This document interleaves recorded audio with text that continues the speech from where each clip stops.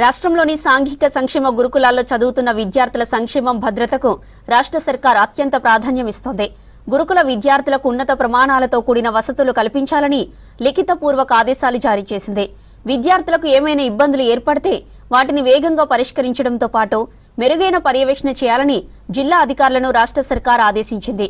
క్రమం తప్పకుండా తనిఖీలు నిర్వహించడానికి నోడల్ అధికారులను నియమించాలని స్పష్టం చేసింది. డీటెయిల్ ఎంక్వైరీ క్యాలెండర్ను ముందుగానే తయారు చేయాలని సూచించింది. ఇక జిల్లా షెడ్యూల్కు అనుగుణంగా సంబంధిత అన్ని విభాగాలకు వాటిని అందజేయాలని స్పష్టం చేసింది సర్కార్.